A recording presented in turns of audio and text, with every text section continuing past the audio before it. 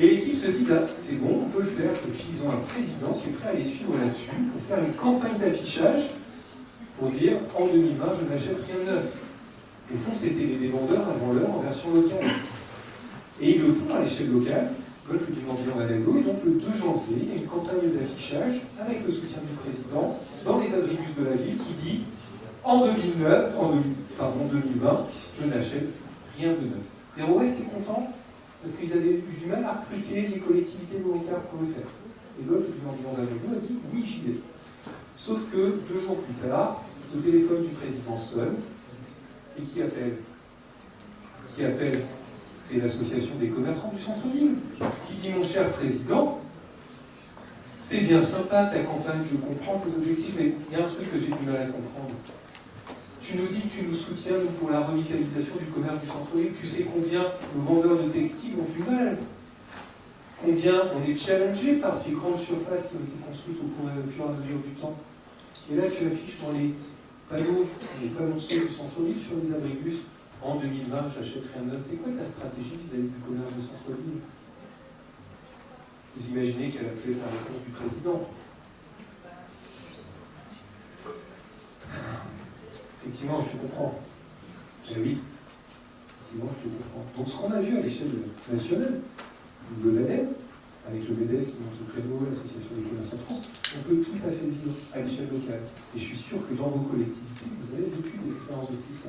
Avec les meilleures intentions du monde, avec des équipes environnement qui poussent, des élus qui sont prêts à suivre, et puis à un moment donné, il y a le retour d'une autre forme de réalité qui est le besoin de faire tourner les commerces, de faire de l'activité économique sur le territoire. Comment on concilie les deux? Comment on invite à faire de la sobriété tout en... Comment on invite à des pratiques de sobriété, de baisse de la consommation, tout en pensant au développement économique? Et pour aborder ce sujet particulièrement épineux, nous allons avoir 2 intervenants. Je vais vous les présenter d'ici quelques instants. L'un de ces 2 intervenants vient d'une station bien connue dans la région qui s'appelle Métavier, qui est gérée par la syndicat mixte du Mont d'Or. Là, on va aller voir ce qui se passe au Mont d'Or, et pour ça, on a une vidéo également libre d'accès, préparée par l'ADEME, Bourgogne-Franche-Comté, au cours des derniers mois. Allez, c'est parti, direction Métavier. Donc ici à Métavier, dans le massif du Jura, on constate que l'impact du changement climatique est présent depuis une dizaine d'années. La température moyenne en hiver est assez au-dessus de 0 degré. Donc les périodes de froid étant de plus en plus courtes et étant de plus en plus aléatoires, le maintien du pro du ski est effectivement, lui, menacé sur la station Métavier.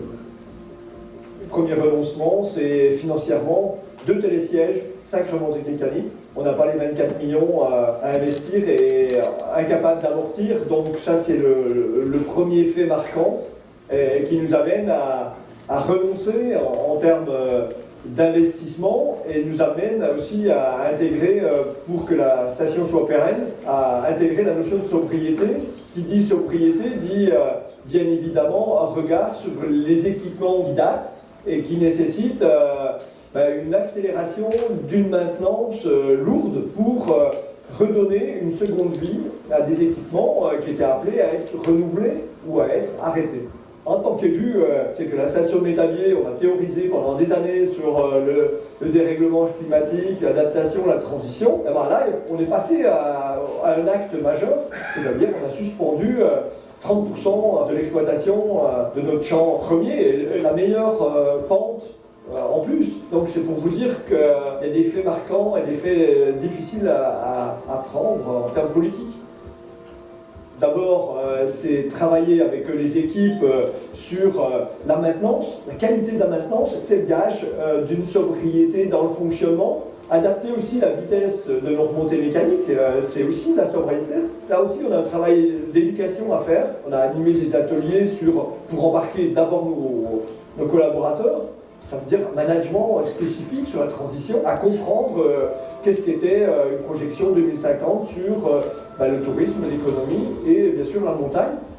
Il faut savoir que le ski alpin ici dans le village de Métavier, c'est à peu près 90% de l'économie. Si on réduit notre voilure sur la pratique de l'activité alpin, on se doit d'accompagner l'ensemble de l'économie à pouvoir anticiper et amortir une potentielle baisse de leur activité économique. Donc c'est un travail collectif de partage, de collaboration, de coopération secteur public, secteur privé. Et puis aussi, il y a tout un travail d'accompagnement des ressources humaines sur la station. Il y a aussi un enjeu effectivement de gouvernance, donc d'accompagner l'ensemble de la filière sur des produits nouveaux à proposer à l'avenir, considérant que nous, notre objectif, c'est d'utiliser les outils qu'on a déjà pour pouvoir capitaliser dessus sur l'ensemble de l'année, le télésiège, la luge sur rail.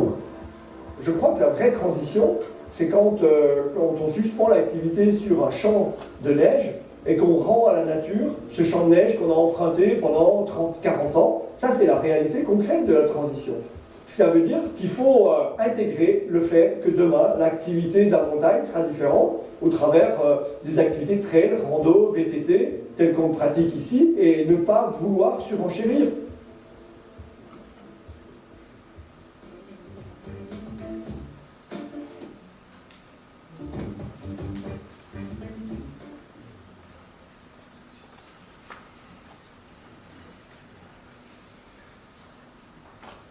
Une vidéo où on voit le président qui s'exprime, Philippe Alpini, et Guillaume Thiriot, quand on a préparé, Guillaume, je vous cherche des yeux, je vous en prie, on se voit moi, puis je vais vous inviter aussi, c'est à me rejoindre. Guillaume, quand on a préparé cet entretien, on a fini la préparation et vous m'avez dit, c'est vrai, il faut le dire, notre élu, Philippe Alpini, là qu'on voit sur les vidéos, il a fait preuve de courage politique.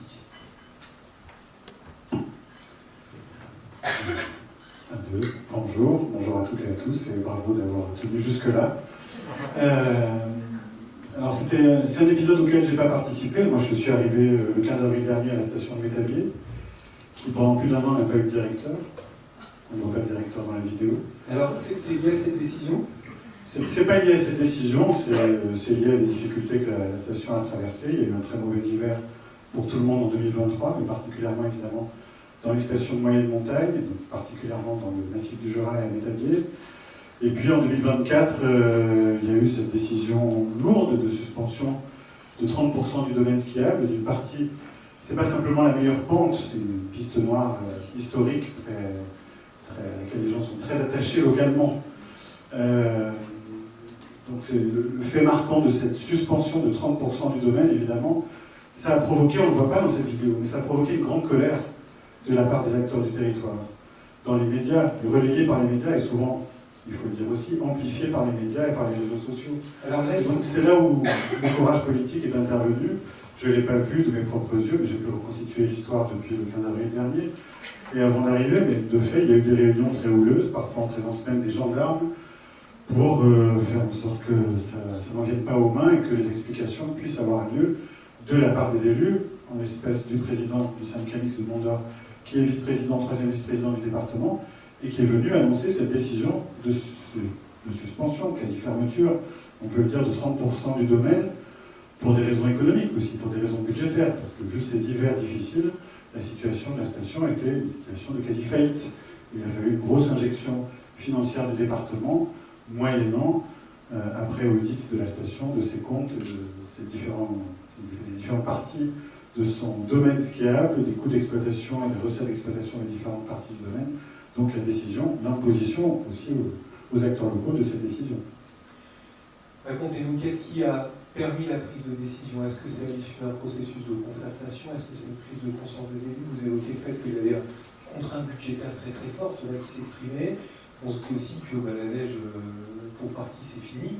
Et à l'heure, on évoque des champs de neige, au sens où c'est de la neige artificielle. Donc il y avait une tension sur la ressource. Comment s'est prise la décision et qui a été impliqué dans cette prise de décision? Encore une fois, je n'ai pas vécu de l'intérieur tous ces épisodes. Ce qui justement a été reproché à la station à ce moment-là, c'est peut-être le défaut de concertation, d'association dans la réflexion qui a conduit à cette décision. Après, c'est facile de le dire a posteriori. Non, mais c'est évidemment que si vous arrivez dans une réunion et vous dites voilà, on va débattre de la fermeture de 30% ou 50% du domaine, vous allez avoir que des personnes qui vont s'opposer. De la même façon que je pense que les élus dans la salle, où j'ai été dans des fonctions antérieures déjà à la ville d'Avignon, par exemple, donc quand vous arrivez devant vos concitoyens, que vous parlez de piétonisation, vous parlez d'un tramway, vous parlez de ça, vous avez beaucoup de gens qui sont contre dans la salle. Il y a beaucoup de sujets qui ont été évoqués, on a bien vu que c'est des sujets qui au début suscitent la polémique avant que, j'ai été très intéressé par certaines réflexions aussi qui ont été partagées ce matin. Un an après, personne ne veut revenir en arrière. Mais avant que la décision soit prise, évidemment, c'est compliqué de la mettre en débat. Donc, parfois, il faut qu'elle arrive comme ça de manière un peu brutale. C'était le cas. Peut-être qu'il y a eu un problème de calendrier, peut-être qu'il y a eu un problème de communication. Il aurait peut-être été mieux que la décision soit prise juste après le mauvais hiver, plutôt qu'en septembre, quand un certain nombre d'acteurs socioprofessionnels avaient déjà fait des investissements pour la session suivante. Parce que là où c'est très difficile ce sujet-là, ces questions-là, et ça je m'en rends compte très directement depuis que je suis arrivé à Métabier, c'est qu'il y a une forme de déni. Vous êtes confronté, encore il y a quelques jours, j'avais encore une élue d'une commune à côté de Métabier qui critiquait vertement la décision de fermeture de cette portion du domaine skiable, alors que 5 minutes après, quand je lui expliquais les raisons, on comprenait parfaitement les raisons. Mais il y a quelque chose qui est au-delà du rationnel, qui est au-delà de l'économique, qui est de l'ordre de l'identitaire, qui est de l'ordre de l'émotionnel. Et quand vous êtes face à ça, évidemment, c'est très compliqué. Donc, à un moment donné, de fait, la décision, elle doit tomber, elle doit être prise et assumée. Et c'est là où le courage politique de Philippe Appel, mais aussi des élus de la communauté de communes, la Quai Montagne, qui fait partie du syndicat mixte, de tous les élus du département, des maires des communes autour, qui ont soutenu la décision, a été décisive, importante. Alors, vous dites qu'il n'a pas été seul, Philippe Appel. Quand il s'est retourné, il y avait du monde derrière lui, prêt à le soutenir, parce qu'on imagine, s'il y a une réunion avec les professionnels, les socioprofessionnels de la montagne qui sont là, et qu'on fait venir les gendarmes, c'est que c'est quand même très tendu.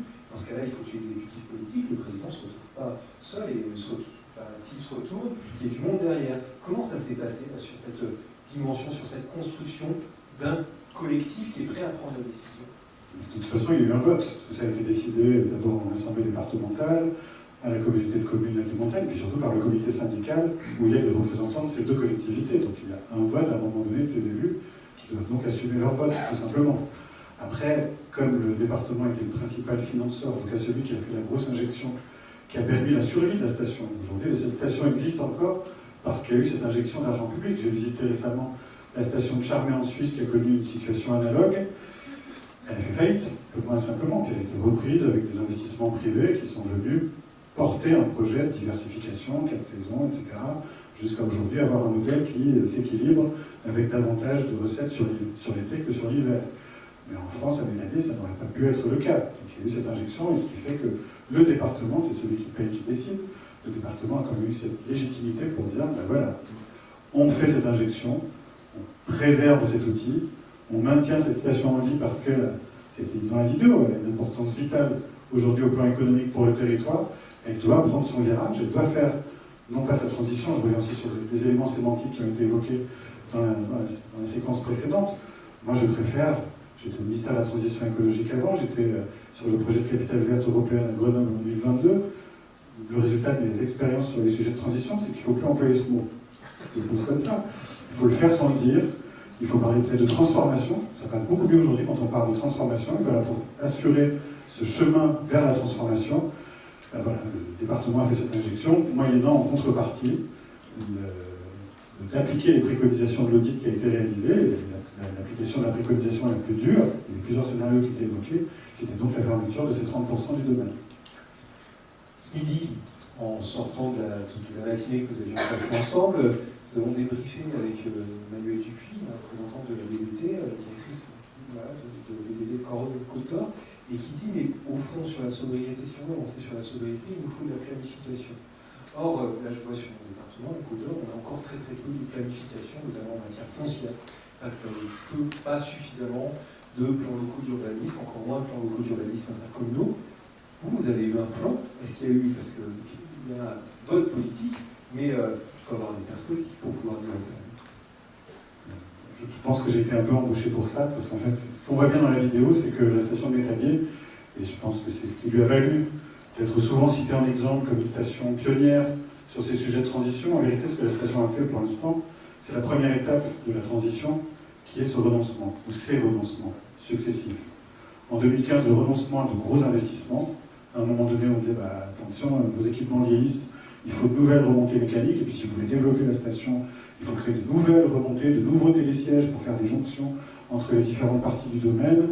Avec en plus là, il y aurait eu des dégâts, on a parlé de paysages, il y aurait eu des dégâts sur ces paysages magnifiques, des falaises du Mont d'Or absolument terrifiants. C'était ce qui était à un moment donné souhaité par des acteurs du territoire pour aller dans le sens du développement, de l'expansion. Et là, la station a fait le choix, en regardant les modèles climatiques, les modèles de prévision, a fait le choix courageux à ce moment-là, parce qu'aujourd'hui ça paraît plus évident, mais en 2015 a fait le choix courageux de dire non, on ne fait pas ces investissements, on ne va pas dans la fuite en avant, en estimant qu'on trouvera bien une solution pour financer ça dans 2035, 40, 50. On ne pourra pas l'amortir au moment, on n'aura pas fini de l'amortir au moment où il n'y aura plus de neige. Donc on ne fait pas ces investissements et on entretient au mieux le matériel dont on dispose. Et on le fait vivre aussi longtemps que possible. Et deuxième renoncement, très concret, très net aussi, et tout récent, donc, septembre dernier, on arrête d'exploiter 30% du domaine. Stop, c'est fini. Mais maintenant, il faut écrire le récit, pour répondre à la question. Maintenant, il faut écrire ce récit, il faut écrire ce que peut être le projet de cette station de montagne aux horizons 2030-35, c'est-à-dire, pour le résumer très simplement, passer d'une station qui était donc une station de ski, où petit à petit on a commencé à faire d'autres activités pour se diversifier, parce que tout le monde disait qu'il fallait se diversifier, mais la Metal Gear aussi a été un peu pionnier, notamment sur le développement du VTT dès les années 2013-2015, et on en a un bénéfice aujourd'hui, avec un bike-park qui est très reconnu, et qui aurait été beaucoup plus coûteux de créer aujourd'hui qu'il y a 10 ou 15 ans. Donc l'idée aujourd'hui, c'est de passer de cette station de ski, qui fait principalement du ski et 2-3 autres choses, à une station de montagne, ouverte, si possible toute l'année, pour étaler ces flux de touristes, de visiteurs, qui viennent pour vivre la montagne de différentes façons. Une station où on propose justement ces 1000 façons de vivre la montagne, y compris, tant que ce sera possible, encore un peu de ski, et puis du vélo, du VTT, et d'autres activités de sport et loisirs. Mais on inverse la logique et la présentation. Et le master plan dans tout ça? Le master plan, ça a été un autre élément important dans ce virage de la transition pris dans les années 2000, autour des années 2015. C'est aussi de changer la perspective et de dire, aujourd'hui c'est une station qui fait territoire, ça c'était le modèle des stations de ski, c'est encore le modèle de beaucoup de stations de ski, notamment dans les Alpes évidemment, c'est le modèle économique de la neige, c'est ça aussi la difficulté, c'est que c'est un modèle qui n'est pas l'équivalent en termes de machine à cash. Donc vous avez une station, l'argent ruisselle, comme dirait l'autre, et ça arrose beaucoup d'acteurs sur le territoire, commerçants, loueurs, hébergeurs, restaurateurs, etc. Collectivité au passage? Au passage, tout le monde mange, tout le monde graine, comme on dit dans le Houdou.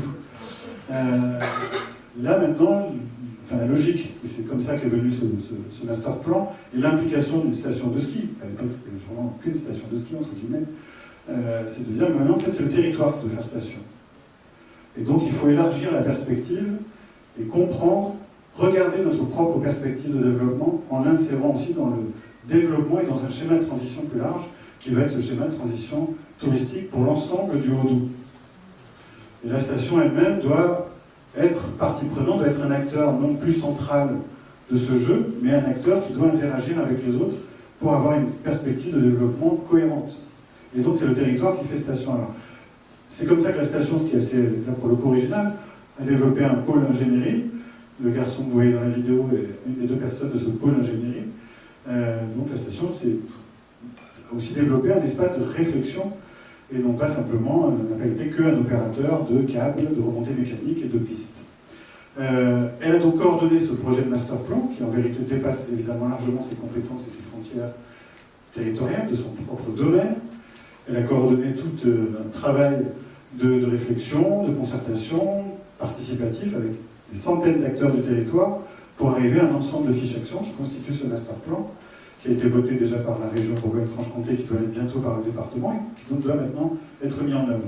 A priori, sa mise en œuvre sera plutôt opérée par le syndicat mixte du Haut-Doubs, ce qui en soi est logique.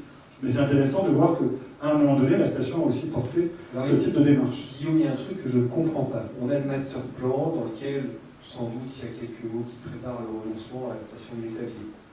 Vous dites qu'il y a une large concertation, et en même temps, au moment de la décision, les sociopros disent nous, on n'a pas été concertés. Quoi le hiatus entre les deux? Le master plan, d'abord, il déborde largement du territoire de Métavier commune et même du massif du Mont d'Or et donc de la station. Donc, en réalité, c'est une concertation qui a impliqué les acteurs de l'ensemble du territoire du Haut-Doubs et sur un ensemble de problématiques qui ne sont pas que celles de la station de Métavier. La station de Métavier, le massif du Mont d'Or, sur l'ensemble des quasiment 30 fiches actions du master plan, c'est 2 fiches actions. et qui pose effectivement un certain nombre de choses, d'objectifs, mais ne dit pas explicitement, voilà, on va fermer le master plan, surtout au moment où c'est en dernier, il n'est pas finalisé, il vient d'être finalisé, il vient d'être voté, mais il n'était pas écrit dans le master plan, il faut fermer 30% du domaine. Ça, c'est un autre processus parallèle et plus circonscrit au territoire du massif du Mont-d'Or et de la station de Métabier, qui, lui, pour les acteurs socio-économiques de cette zone davantage limitée, est tombé un peu brutalement. Merci beaucoup, Guillaume. On vous retrouve d'ici quelques instants. On va faire quelques kilomètres. Bravo. On va faire quelques kilomètres. On reste dans le Haut-Doubs, au fond. Cédric Boll, vous êtes président d'une communauté de communes, la communauté de communes du Val-de-Morteau, et vous êtes aussi vice-président d'un syndicat qui s'appelle Préval Haut-Doubs. Préval, j'imagine, pour prévention, valorisation des déchets, c'est le syndicat de collecte et de traitement des déchets du Haut-Doubs, c'est bien ça? Oui, je ne suis pas vice-président, je suis membre du bureau effectivement de Préval, mais nous sommes tous très actifs et travaillons en étroite collaboration, effectivement. Au sein de Préval Haut-Doubs, alors là, vous n'avez pas pris de décision de renoncement, vous n'avez pas eu à affronter des fermetures d'entreprises ou potentiellement une réduction d'activité forte d'entreprises qui étaient liées au secteur des déchets, on aurait pu imaginer. Mais en revanche, vous accompagnez progressivement les entreprises du territoire vers des actions qui ressemblent très très fortement à des actions de sobriété. Comment ça se passe sur le territoire? Alors tout d'abord, bonjour à toutes et à tous. Peut-être en deux phrases pour présenter Préval aussi, vous avez évoqué effectivement son acronyme. Préval est un établissement public centré sur la valorisation et la prévention des déchets et qui accompagne 10 collectivités, 10 EPCI sur l'ensemble du Haut-Doubs, dont le secteur de Pontarlier, dont une partie du périmètre effectivement du syndicat mixte du Mont-d'Or, sur les thématiques des déchets depuis de très très nombreuses années. C'est 75 000 tonnes de déchets traités chaque année, et puis des chiffres donc, tout à fait considérables. Il faut savoir que Préval est engagé aussi sur les thématiques de prévention et de réduction des déchets en amont et à la source. Donc ça fait partie aussi de ces missions sur lesquelles il a été fortement reconnu. Et depuis quelques années, Préval s'est engagé sur l'écologie industrielle territoriale, l'EIT, pour ceux qui connaissent, avec un certain nombre d'actions qui ont été mises en place, notamment sur 2 comités de communes, la communauté de communes des Portes du Haut-Doubs qui concerne le secteur de Val-d'Aon, pour ceux qui connaissent notre territoire, et la communauté de communes du Val-de-Morteau. Donc nous avons su impliquer des entreprises à rentrer dans cette dynamique d'écologie industrielle et territoriale pour travailler sur un certain nombre d'actions où on veut émerger, au-delà d'un certain nombre d'échanges sur les questions de transition écologique, sur les questions également de mobilité. Il y a un sujet qui est revenu par rapport aux acteurs économiques du territoire, qui les a sensibilisés. Là, je parle d'acteurs d'un bâtiment, de grandes surfaces, mais en lien avec les matériaux, principalement, pour travailler sur une bourse aux matériaux. La bourse aux matériaux a été mise en place sur Val-d'Aon et ensuite sur le territoire du Val-de-Morteau l'année suivante, et qui a rencontré très rapidement un succès. La bourse aux matériaux, concrètement, comment ça se passe? Alors la bourse aux matériaux, c'est très simple, c'est travailler avec des acteurs économiques, des menuiseries, des magasins de bricolage, des entreprises, des scieries. Bref, on a un certain nombre d'acteurs du territoire qui ont des stocks invendus, qui ont également des fins de série et qui ont également du matériel qu'ils n'ont pas utilisé en chantier. Et l'objectif était de proposer à la vente, donc de vider leur stock d'invendus et le proposer à la population. Donc nous avons recensé méticuleusement chaque structure qui avait effectivement ces stocks, c'était sur la base du volontariat, de pouvoir le recenser, de pouvoir le présenter à la population, au public intéressé en amont des journées dédiées à la bourse aux matériaux. Et ces 2 journées d'ouverture ont permis effectivement à la population de pouvoir venir acheter du matériel, de nouveau fin de série, d'invendus, et dans une qualité remarquable, et qui leur a permis effectivement d'acheter à des prix défiant toute concurrence. Donc l'entreprise a évité de détruire et de jeter ces matériaux, ce qu'ils faisaient régulièrement, et 2, d'en trouver une nouvelle orientation par rapport à des publics qui étaient très intéressés par rapport à ça. Donc première année, une année d'expérimentation. Le bilan a été très positif, les entreprises étaient à la fois volontaires, satisfaites du résultat, mais pas qu'un résultat économique, puisque le montant de la recette ne chiffre pas sur des montants qui étaient énorme. Et dans tous les cas, d'une démarche qui est vertueuse, de vider effectivement leur stock, et puis d'en trouver une nouvelle destination. Et troisième élément aussi, qui est peut-être l'élément qui était le moins perçu au départ, c'est que ça a permis aussi à un certain nombre d'habitants de venir dans ces commerces dont ils n'avaient pas forcément l'habitude. Donc de refaire du lien entre des acteurs économiques dont leur marché n'est pas uniquement local, avec la population du secteur. Donc on est vraiment effectivement dans le prémisse d'un écosystème qui va générer effectivement la dynamique suivante. Donc ça, une étape importante de franchie. On engage les entreprises à faire de l'écologie industrielle et territoriale, de faire des synergies. Ça se traduit concrètement par une bourse aux matériaux. Quelles ont été les étapes suivantes? Alors la bourse aux matériaux, depuis effectivement, a connu une ampleur, un développement relativement important, a fait des petits, comme on dit chez nous dans les territoires ruraux, puisqu'aujourd'hui cette action est reprise dans d'autres territoires régionaux, mais également jusqu'en Belgique, puisqu'on nous a demandé effectivement la licence, si je peux exprimer ainsi, et dans tous les cas les modalités de fonctionnement. Donc on voit que des idées simples quelquefois peuvent donner et s'aimer très largement sur les territoires.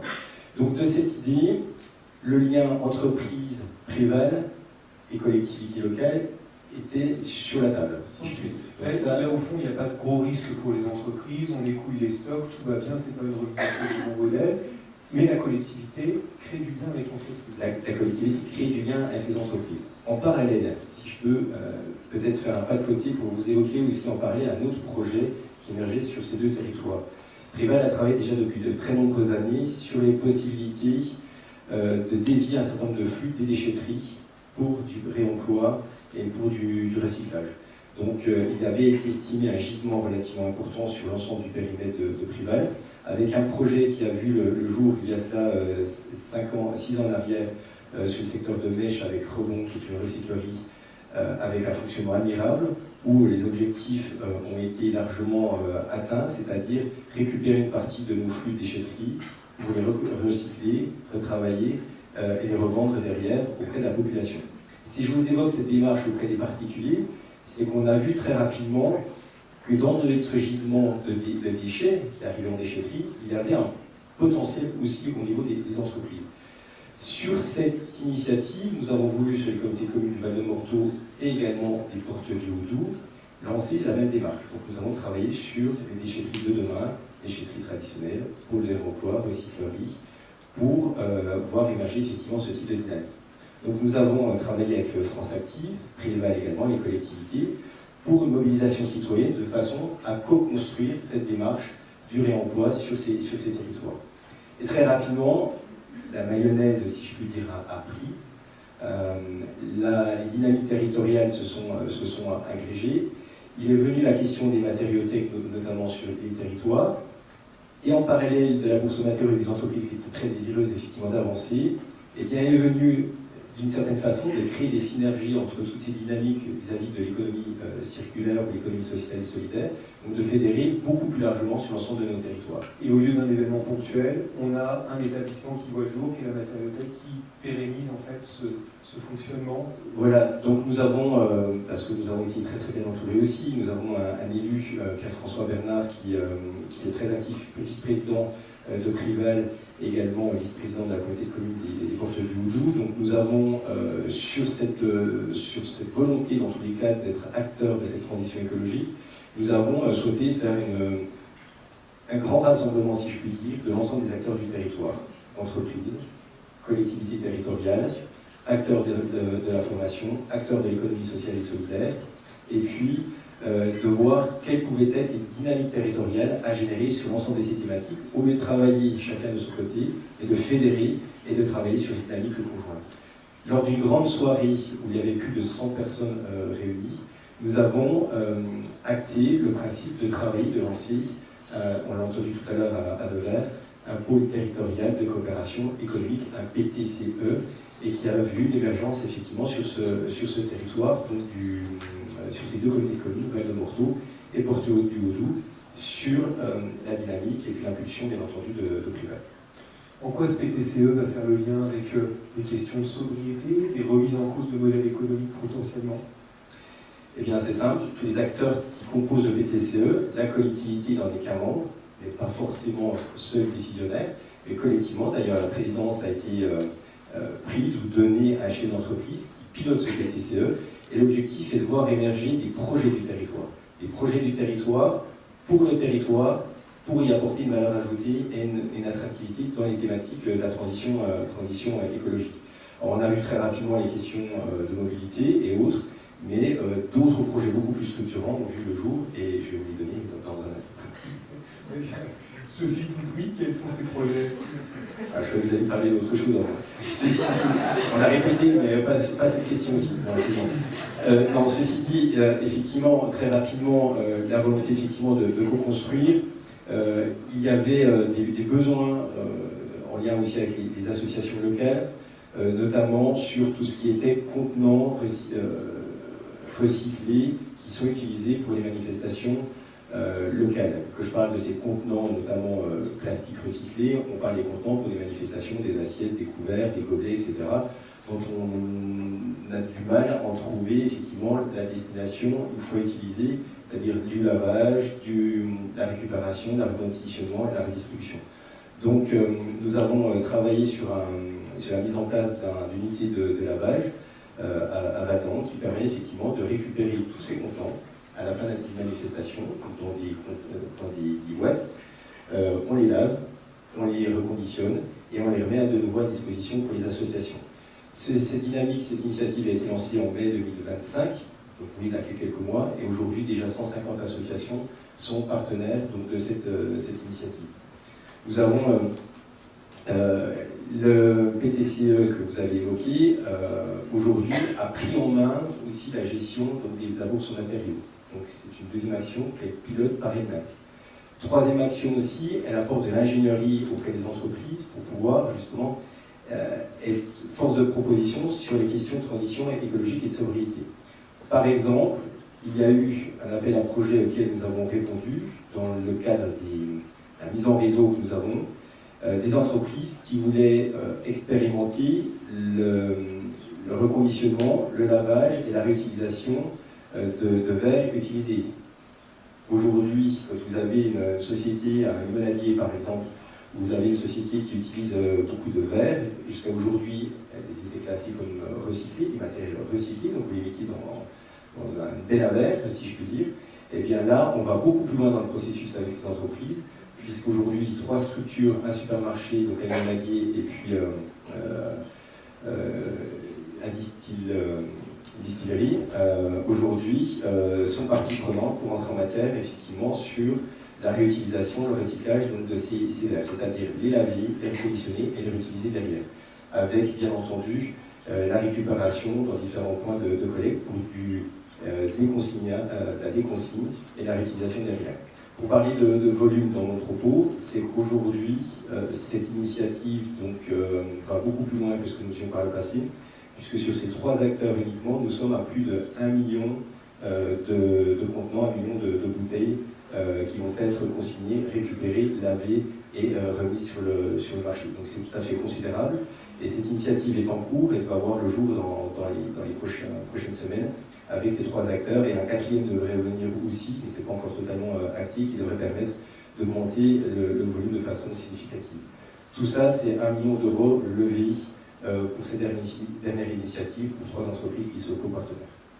Des entreprises qui étaient déjà présentes sur le territoire et qui transforment leur activité, ou des nouvelles entreprises? Ce sont des entreprises présentes sur le territoire qui ont compris cette démarche du PTCE aussi. Le PTCE a été acteur et a apporté de l'ingénierie, les accompagner dans la démarche, et nous avons su démontrer aussi que les projets initiés du territoire, nous étions capables d'apporter effectivement une vraie valeur ajoutée pour les entreprises. Donc il y a une marque de confiance et une vraie solidité, si je puis dire, dans ce partenariat entre entreprises, collectivités, mais aussi l'ensemble des acteurs que je vous ai dit tout à l'heure, organismes de formation et puis bien entendu des structures d'économie sociale et solidaire. Guillaume Thiriot, on entend là une véritable transformation au fond des entreprises qui se saisissent d'une nouvelle activité. Or, vous nous parliez de transformation du territoire. Comment vous êtes arrivé après qu'il y ait eu une décision difficile à prendre? D'ailleurs, c'est très intéressant. Dans la vidéo de l'ADEME, l'élu ne dit pas décision difficile à prendre, il dit un fait à prendre. Comme quoi la réalité disait on n'a pas le choix, il faut y aller. Vous arrivez maintenant, vous faites le constat qu'il a fallu prendre des décisions, la concertation n'aurait pas permis d'aboutir. Là, il est peut-être pas, et vous nous dites, il y a une transformation à opérer. Comment envisagez-vous d'associer les acteurs économiques dans cette transformation opérée?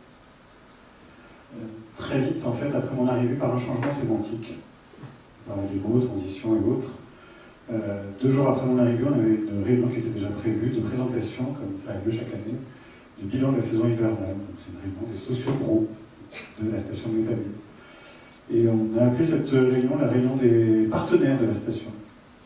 Ça a l'air de rien, mais on s'est adressé à ces acteurs comme des partenaires. Et on s'est mis sur le même bateau avec eux. On a vraiment utilisé clairement cette image au lieu de pour justement sortir d'un rapport de face à face et donc d'affrontement, comme si on était 2 entités opposées qui dépendent l'une de l'autre, mais en se méfiant aussi, en se défiant l'une de l'autre, parce que méconnaissant sans doute aussi les réalités de chaque partie, on a commencé à parler partenariat. Et on a mis en place, là, dans ces dernières semaines, ces derniers mois, on a mis en place des groupes de travail. On est parti de certains éléments du bilan de cette saison hivernale 2024-25, quelques éléments qui appelaient un travail et qu'on considérait ne pouvant être fait que collectivement et pas par la station toute seule, comme le travail sur la communication, comme le travail sur les séjours, sur la durée des séjours, etc. etc. C'est des points d'accroche concrets, factuels, ce sont des faits constatés dans ce bilan de la saison hivernale, mais au moins ça permet d'avoir un élément commun, une réalité commune, que personne à ce moment-là ne peut nier, mais qui nous permet de nous réunir autour d'une table. En tout cas, c'est l'invitation qu'on a lancée, à se réunir autour de la table, non plus pour s'engueuler, non plus pour s'affronter, mais pour essayer d'imaginer ce qu'on peut faire demain ensemble, en termes de communication, en termes d'attractivité, en termes de propositions, d'offres, etc. Et c'est comme ça qu'on essaie maintenant de travailler avec ces acteurs du territoire, vraiment directement liés à la station, dans ce mode partenarial avec ces groupes de travail qui ont fonctionné jusqu'au début de l'été, qu'on va reprendre maintenant avec déjà des éléments qu'on va pouvoir mettre en œuvre dans la perspective de la prochaine saison d'hiver. Et à partir de là, encore une fois, en partant de choses très concrètes, très factuelles, essayer de transformer ça en une sorte de comité des partenaires, j'en sais rien, enfin je ne sais pas si ça va s'appeler comme ça, mais trouver une façon de les associer, pas à la gouvernance institutionnelle en tant que telle, mais en tout cas de les associer quand même à la réflexion sur le devenir de la station et donc du territoire, de l'ensemble du massif. Cédric Boll, selon votre expérience, quel est le rôle de l'élu en fait quand on va parler transformation de modèle économique avec les entreprises? Parce qu'on se méconnaît un peu entre collectivités et entreprises. Et du coup, que peut faire l'élu pour associer à des groupes de travail ces entreprises qui peuvent voir les démarches, alors, sobriété pour bien cibler de quoi on parle, en tout cas de transformation profonde des pratiques de consommation? Alors historiquement, sur nos territoires, nous avons des coopérations très importantes avec les entreprises, bien avant le PTCE, et bien avant les différentes initiatives que l'on vient de citer. Mais concrètement, je crois qu'on s'est toujours positionné aux côtés des entreprises, dans une notion de coopération et dans une volonté de voir émerger des projets du territoire sans en donner la leçon ou en donner déjà le cadrage. C'est-à-dire que nous devons travailler collectivement, où chacun doit trouver sa place et se sentir aussi acteur. Ça peut paraître anodin, mais je crois que ça a été dit tout à l'heure, que ce soit au niveau des citoyens. J'entendais Jean-Luc qui le disait tout à l'heure, effectivement, il faut voir émerger les projets du territoire, et il faut que chacun puisse prendre sa part, effectivement, dans ces dynamiques. Le fait d'avoir une présidence du PTCE IACA, puisqu'il se nomme IACA, la présidence du PTCE par un chef d'entreprise, ça donnait aussi un signal fort que l'initiative et l'impulsion et la direction à mener, effectivement, elle était portée aussi par les entreprises. Et quand on fédère tous les acteurs que je vous ai dit tout à l'heure, je vous ai cité, nous ne sommes pas dans une notion presque on n'est pas chacun dans son pilier, dans son silo, à ne pas regarder son voisin, on essaye de composer collectivement.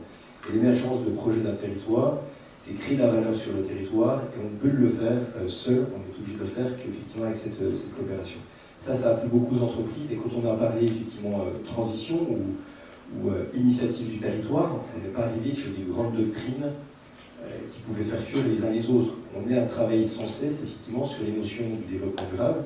On parle économie, on parle environnement, et on parle social. Et c'est l'équilibre de ces trois piliers. Et on voit d'ailleurs qui que ce soit, dès qu'on a tendance effectivement à déplacer le curseur, à aller trop sur l'un ou à l'autre, on fait fuir un certain nombre de publics. Et bien, je crois que c'est le rôle des élus, effectivement, de mettre ces initiatives sur les rails pour amener tous ces acteurs à travailler ensemble et de rappeler sans cesse que le curseur de réussite, le curseur pour une réussite de projet, d'initiative, doit vraiment être centré sur un équilibre entre l'économique, le social et l'environnement. Si vous déplacez le curseur, et bien là, on se retrouvera effectivement dans certaines difficultés où certains peuvent quitter le navire. Mais sur notre territoire, nous n'avons pas eu ce problème. Au contraire, nous sommes plutôt presque, je ne vais pas dire à la fois admiratifs, mais presque surpris de la dynamique que cela a pris. Et aujourd'hui, on est très fiers de voir des acteurs économiques qui se disent fortement et motivés, fortement engagés dans cette transition, fortement engagés effectivement sur les initiatives du territoire et qui travaillent main dans la main avec des acteurs de l'économie sociale et solidaire et qui commencent aujourd'hui à travailler même individuellement sur des partenariats même entre eux, puisque ça a généré aussi cette dynamique-là entre structures au niveau individuel. Donc ça, c'est très très intéressant. Merci. Je tourne vers la salle. Y a-t-il des questions? Des réactions? Première main, là-haut, Dominique. Et je remercie Dominique Marie, puisqu'il nous accompagne énormément sur tous les projets que nous mettons sur le territoire, et notamment sur les pôles de l'emploi. Juste un témoignage sur le Préval et Cédric, le travail que fait Cédric et ses équipes et les équipes. Moi, j'ai vu en tant qu'on accompagne un peu le territoire avec l'ADEME, et j'ai vu l'évolution, et ça c'est assez impressionnant, l'évolution d'un syndicat qui était gestionnaire de déchets, qui est toujours gestionnaire de déchets, à un syndicat qui commence à opérer sa mutation en gestionnaire de matières premières. Donc Dominique, ce que tu nous dis, transformation des activités économiques, mais d'abord transformation des collectivités. Gestion de matières premières dans une démarche de sobriété. Et ça, c'est très admirable. Il y a quelques syndicats dans la région qui commencent à le faire. Et je pense qu'on sera mené à peut-être à faire une journée là-dessus, parce que c'est aussi dans l'évolution des syndicats, il y a quelques pépites dans la région, et je voudrais souligner que Préval est quand même une sacrée belle pépite. Et je te remercie vraiment du travail que tu fais. C'est une magnifique pépite, et je voulais remercier quand même la personne qui revient le mérite, c'est aussi son directeur général qui est ici présent, Jean-Yves Betterlos, qui est aussi à l'initiative de toute cette dynamique et cette ouverture d'esprit, parce que ce n'est pas simple d'engager 10 EPCI avec 145 000 habitants derrière, avec effectivement beaucoup de personnes d'horizons différents. On l'a évoqué sur un territoire comme il est des fois difficile et complexe de réunir et d'emmener tout le monde dans cette dynamique, mais là on ne parle pas uniquement des lieux, on parle effectivement de tout un territoire, de tous ces acteurs, et ça c'est important. Alors je vois qu'il n'y a pas plus de questions, tout le monde s'imprègne de ce que vous avez dit et mesure la complexité de ces sujets. Alors je vais finir. Ah, peut-être une question là-bas.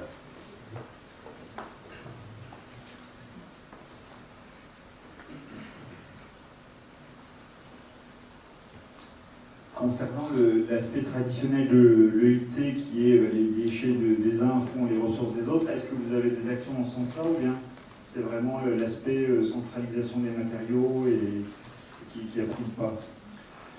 Alors vous avez raison sur l'EIT, donc dans sa globalité, toute cette réflexion effectivement a mené pour une action concrète, rapide et opérationnelle à mettre en place la bourse aux matériaux et qui a conceptualisé l'idée de l'EIT, parce que je ne vous cache pas, quand vous arrivez auprès des entreprises, vous parlez de l'EIT, vous parlez PTCE, etc. Alors là, par contre, il faut qu'ils aient confiance en leurs élus et aux autres acteurs en disant on y va, on ne sait pas où on va, mais on y va. Et derrière, effectivement, la bourse aux matériaux est un peu notre vitrine, mais par contre, derrière, à l'échelle des différentes zones d'activité, eh bien, les entreprises travaillent aussi entre elles sur des plans de mobilité, sur les déchets de l'un, les ressources de l'autre, sur des formations mutualisées, sur une multitude d'actions, effectivement, qui ne ressortent peut-être pas dans les actions les plus connues aujourd'hui dans le PTCE, que je vous ai cité tout à l'heure, mais aujourd'hui qui sont des plus petites actions à l'échelle de zones d'activité économique et qui, par contre, apportent une valeur ajoutée qui donne du sens. Et on a de plus en plus d'entreprises qui sont acteurs. 50 adhérents au PTCE IACA pour débuter, 29 entreprises, et aujourd'hui, d'autres entreprises continuent de nous rejoindre parce qu'elles y voient un intérêt. Merci.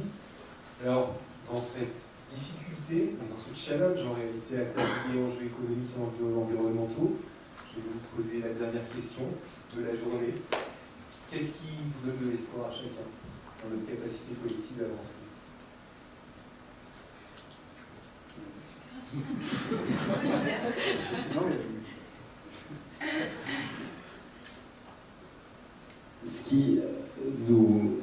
ce qui nous permet effectivement de garder de l'espoir, c'est que déjà une journée comme aujourd'hui, sur la thématique de la sobriété, dont je crois que tout le monde a évoqué que ce n'est pas simple de parler de sobriété dans sa définition la plus simple, ou la plus, comment dirais-je, engageante possible, mais on voit qu'il y a beaucoup d'initiatives sur les territoires. Quand on participe aussi aux différentes initiatives, quand on voit toutes ces actions qui sont menées sur les territoires, eh bien, je reste fortement optimiste parce que les territoires aujourd'hui se prennent en main. Et effectivement, il y a des échanges, il y a des débats, il y a des personnes qui sont plus interrogatives sur telle et telle thématique, mais notre territoire n'était pas forcément un territoire de prédilection de travailler sur la transition écologique purement et simplement. Par contre, nous sommes un territoire de coopération. Aujourd'hui, tout le monde connaît la coopération à travers le comté. C'est effectivement aujourd'hui, tout le monde l'utilise un petit peu en exemple sur beaucoup d'aspects de travail en collectif. Aujourd'hui, quand on voit ces dynamiques, effectivement, aux côtés de Préval, sur les dynamiques initiées entre les acteurs économiques, les collectivités, et puis les organismes d'économie sociale et solidaire, et également les fondations, eh bien, tous ces acteurs, par le passé, travaillent chacun de leur côté, ne travaillent pas forcément ensemble. Ils ont souhaité travailler dans des dynamiques collégiales, collectives, pour faire émerger ces projets du territoire. Donc il y a une notion du territoire, s'approprier son territoire, qui aujourd'hui, comment dirais-je, est perçu comme devenant indispensable pour un certain nombre d'acteurs. Et concernant la population, puisque vous évoquez là uniquement le volet économique, bon, écoutez, quand on aborde avec le verbatim qui soit correct, en étant très attentif effectivement sur les termes à employer, eh bien, moi je trouve que la population adhère assez aisément. Certains, Jean-Luc, je fais référence à lui parce que je l'ai déjà vu sur beaucoup d'événements, effectivement, et je suis très admiratif sur les dynamiques qu'il a mis en place, mais quand on croit à un projet de territoire, on enclenche effectivement on fédère la population, on les écoute, ils en deviennent acteurs aussi, et bien à un moment donné, cette notion de territoire, il y a une notion d'identité, et puis une notion d'en devenir acteur. Et je crois que quand les gens se sentent concernés, eh bien aujourd'hui on n'est plus dans le solisme, dans l'individualisme, par contre dans le collectif, et dans le collectif, eh bien, on est capable de faire émerger des projets, et vous en êtes tous un exemple, et moi, franchement, je suis très enthousiaste quand j'entends tout ce que j'ai entendu aujourd'hui. Merci beaucoup. Merci Cédric Goll. En vérité, je n'ai pas grand-chose à ajouter parce que j'allais dire, la réponse qu'on donnait, c'est bien les gens. Voilà, ce qui donne encore espoir, même si l'espèce humaine, dont nous en partie, peut nous désespérer, on peut se désespérer soi-même. Mais finalement, ce qui donne espoir, c'est ça aussi, c'est de voir qu'on est vivant, qu'on est capable de s'adapter, qu'on est capable d'inventer, qu'on est capable d'imaginer, et que parfois, justement, on est, contrairement à beaucoup d'idées reçues, il y a de la ressource, non pas dans la nature, qui n'est pas une ressource, c'est aussi important, mais de la ressource en nous-mêmes, de notre propre espèce. Donc de temps en temps, c'est ça qui nous redonne espoir, et moi, c'est ce que j'ai senti en arrivant de ce territoire. Quand je suis arrivé à Métabier, on me promettait d'arriver chez des Rulieux. Là-bas, on me dit que je suis un ratrait, donc un étranger, on dirait dans le sud. J'arrive complètement de l'extérieur de ce territoire-là, mais j'ai été bien accueilli, et j'ai été accueilli par des personnes qui, en vérité, répondent présents par rapport à ces sujets, par rapport à ces enjeux. Après, c'est la façon de l'aborder, c'est la façon de l'amener, les mots qu'on emploie, tout ça est important, mais il y a de la réponse, il y a de la volonté, il y a des capacités de s'adapter, il y a une appropriation, un attachement à ces territoires, et ça, finalement, c'est ce qui nous fait nous lever et de continuer à nous battre pour y arriver sur ces sujets qui sont importants, et difficiles, mais essentiels. Guillaume Thiriot, Cédric Goll, merci beaucoup.